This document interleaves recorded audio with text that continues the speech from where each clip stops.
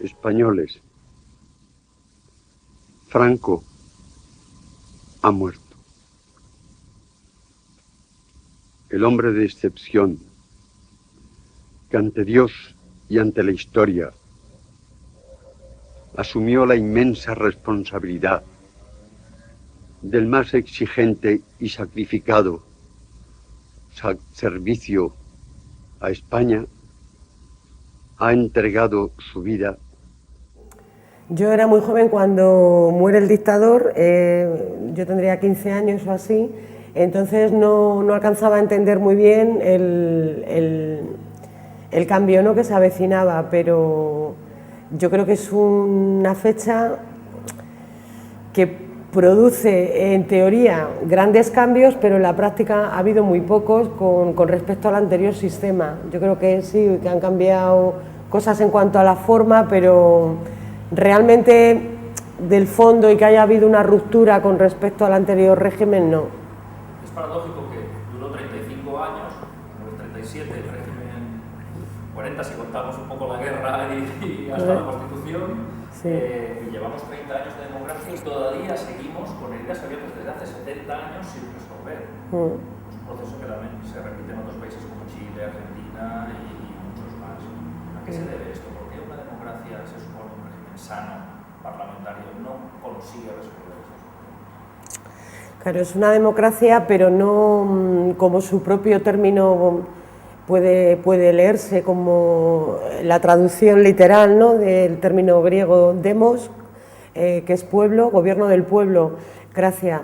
Esto ha sido una especie de, yo creo que la democracia yo la entiendo realmente el poder decisorio de un pueblo, pero que no solo es a través de unas elecciones periódicas cada 4 años, sino articulando estructuras en una sociedad civil, pues ya sea a nivel vecinal o sea en el trabajo o en cualquier área que se desenvuelva una persona comunalmente, ¿no?, en comunidad.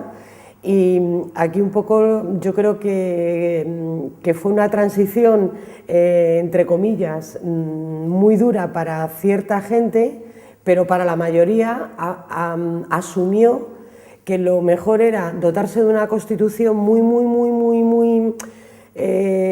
poco, ¿cómo se dice?, muy poco rompedora con el pasado, y el marco de las autonomías, pero con muy poco poder para las comunidades concretas, ¿no?, más históricas como Euskadi, Cataluña, Andalucía, el País Valencià, Galicia, etcétera.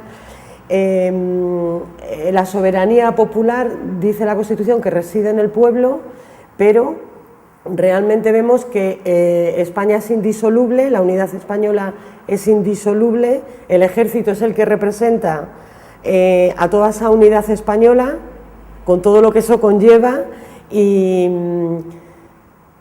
no es una Constitución rompedora como pudo ser la de la Primera República, la del año 31, no tiene nada que ver, vamos, esa Constitución republicana con la actual. Por menos que eso hace 30 años estuvieron encerrados, pero bien, por esas opiniones. Seguro.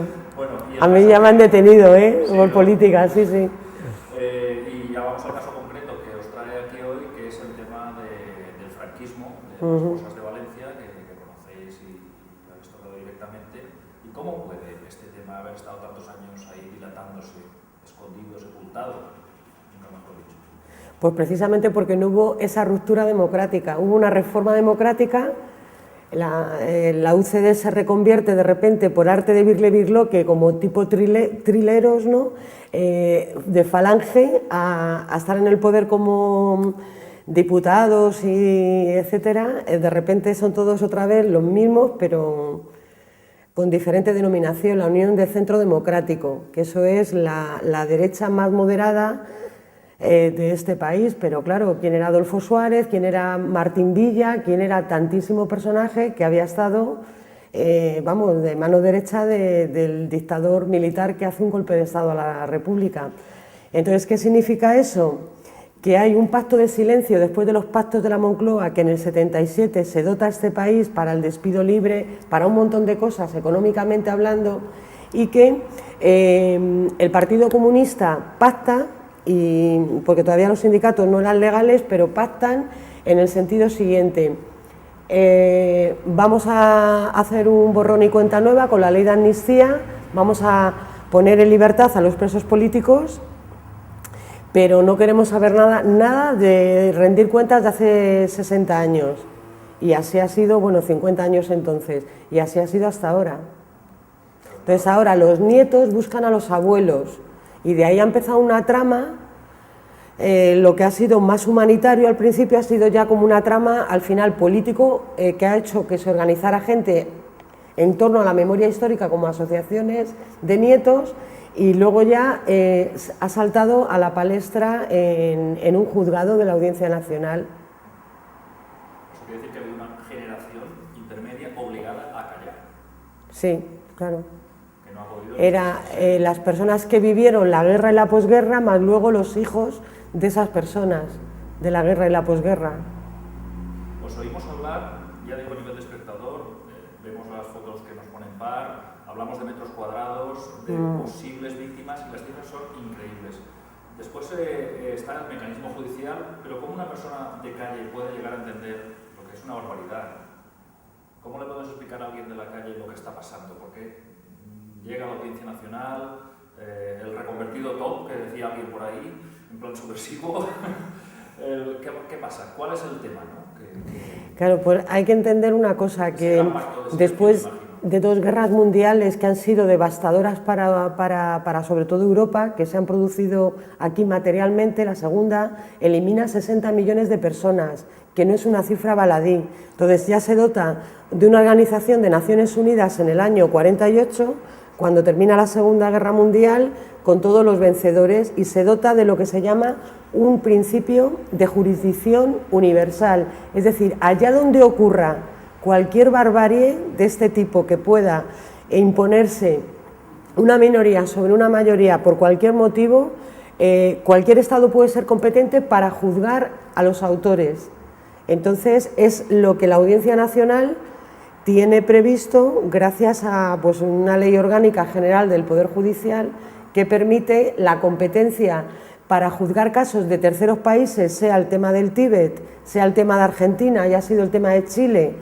Hay un montón de casos donde hay españoles que afectan a intereses españoles, porque ha habido personas españolas en esos lugares, y aquí nos hemos encontrado con que se veta por parte de la mayoría de los magistrados de la Audiencia Nacional que están haciendo juicios, se veta que la Audiencia Nacional sea competente en aras de que si fue un delito de rebelión militar o fue un delito contra la forma del gobierno. Entonces, esa es la que, dijéramos técnicamente, en cuanto a la forma, permite que la audiencia siga con temas de aquí la competencia, cosa que está ahora en el Tribunal Supremo recurrida. No sé si, bueno... Más o menos. O sea, que somos capaces de juzgar casos de fuera y los propios de dentro no. O sea, los de casa no podemos con ellos. Claro, porque ahí está... primero, la competencia siempre es el lugar donde ocurre un hecho. Entonces, el juez natural siempre va a ser el que enjuicie, el que investigue en un primer momento, que es el de instrucción, un hecho que ha ocurrido, que está ocurriendo en su zona natural.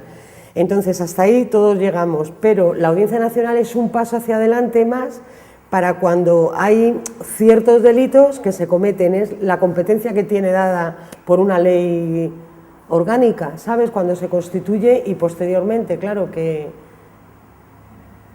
¿Y en qué punto se encuentra ahora mismo el caso? Eso está en el Tribunal Supremo, la queja por esa especie de no competencia declarada tanto por la mayoría de los magistrados en el pleno, que son el pleno de sala de lo penal de la Audiencia Nacional, son los 18 magistrados que están haciendo juicios en la Audiencia Nacional, porque la Nacional tiene los jueces de instrucción, que son los que investigan, y jueces que enjuician.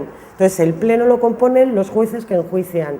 Y esos dijeron que no era competente Garzón por lo que hemos hablado antes del tipo de delito cometido, que le da la competencia a la Nacional o que no se la da. Entonces, en ese tecnicismo estamos con el Supremo. Pero claro, si se decide una cosa o se decide otra, entiendo que la onda que puede alcanzar eso es muy diferente. Claro, porque no es lo mismo la competencia de 62 juzgados territoriales donde están las fosas comunes, que haya un solo juzgado que tramite todo eso, que articule los 152.000 personas desaparecidas que Garzón provisionalmente dice que hay. A que se tramiten esas 152.000 investigaciones, dijéramos, articuladas en 62 juzgados territoriales. Pues en Paterna, por ejemplo, la Comunidad Valenciana sería Orihuela, Alicante, Paterna, Valencia, Valencia Capital, Castellón, etcétera, ¿sabes? Entonces es muchísimo más racional, yo entiendo, que fuera la Audiencia Nacional por el tipo de macroprocedimiento que se tendría que articular. Claro que es que paralizas un juzgado realmente. Pero podemos llegar algún día a ver una solución a todas esas fosas comunes que se esparcen por todo el territorio nacional, digamos, que habrá... Una causa penal, si fallecen, si el proceso está en el Supremo, luego en el Constitucional y luego en Estrasburgo, van a fallecer en todos estos medios de años, tanto de una parte que está buscando a su padre o así, como personas que han participado de alguna manera en esos hechos delictivos.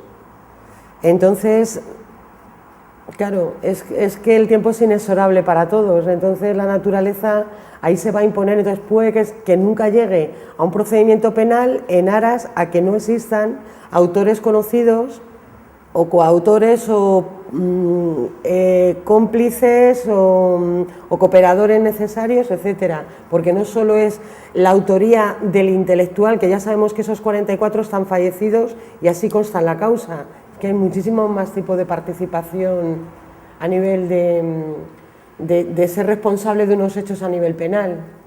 Y hay personas que están vivas, hay como 100 personas en este país que pertenecen todavía a Falange. ¿Hay un miedo social, por ejemplo, a que esto de las fosas comunes se convierta en un juicio al franquismo?